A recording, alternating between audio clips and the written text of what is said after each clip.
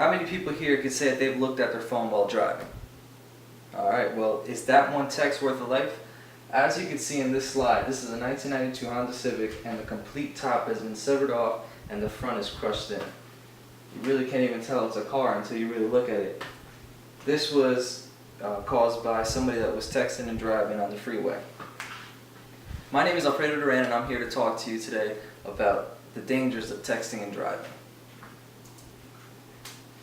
So back to that same question, is that one message worth someone else's or your life? 1 out of every 4 car accidents are caused by texting and driving. About 660,000 drivers look at their phones a year, and out of those 660,000, 330,000 are injured. It's approximated that 11 teens around the world either are injured or die from texting a day. And here are the facts for you, and right here this is a picture of somebody texting as they're approaching a mother and a child. So who could be affected by this? Loved ones such as family and friends could be affected by the life that is taken. If the child is still on their parents' insurance and a death is caused by that person that's texting and driving, their parents could be sued for their house, cars, and all these other possessions. Finally, if this happens, the victim's family can suffer as well as them in serious injury or death. Here are some graphs that explain texting and driving a little bit better and some statistics. So this first stat right here shows that in 5 seconds, to send a text with a car traveling at 55 miles an hour, that car could cover a complete football field, which is 100 yards. You're 23 times more likely to get into an accident while texting, as it distracts you 18% more of the time. Finally, down here, this is a graph of the percent of drivers manipulating handheld devices while driving by age in 2010 and 2011. And as you can see down here, this is age 16 through 24. In 2010, it was at 1.25%, and in 1 year, it spiked up to 3.50%. And the main people that are texting and driving right now are teenagers between that age of 16 and 24.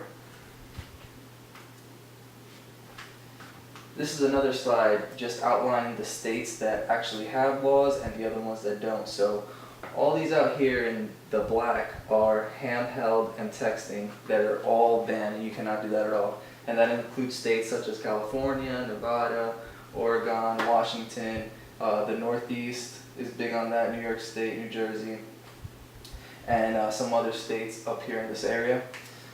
These orange states here have no ban on actually using your cell phone, but you cannot text, and that's the majority of the states here. There's just one state that has partial bans on them, and no bans at all are just these 2 states right out here.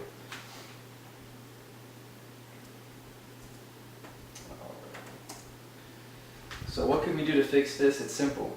These are just some layouts here that explain what we could do to stop, and the main thing is stop texting while driving. That would save so many other lives. Over $40 billion in damages are caused by texting and driving, 448,000 injuries a year, and it results in 5,474 deaths. So no text is worth a life.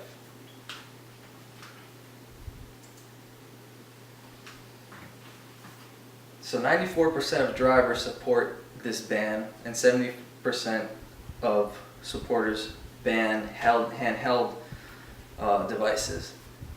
Even though they support that, they still do it, and I see it every day on the road. I've done it before, although I've cut back on it, and I know a lot of these people in the audience have done it once before also. So if you could take anything away from this presentation, just stop texting and driving, save a lot more lives, and no life is worth that text. And in this final slide, you can see these are all the different works cited pages that I got my information from. The driver electronic device use in 2010, the most U.S. drivers engaging in distracted driving, and the national survey on distracted driving attitudes. And you can go on any of these websites, they'll give you some more information, and there's some pages that you could go to support this ban and help some other states get those texting and handheld devices banned. So once again, my name is Alfredo Duran. Hope you enjoyed the speech, and thank you for watching.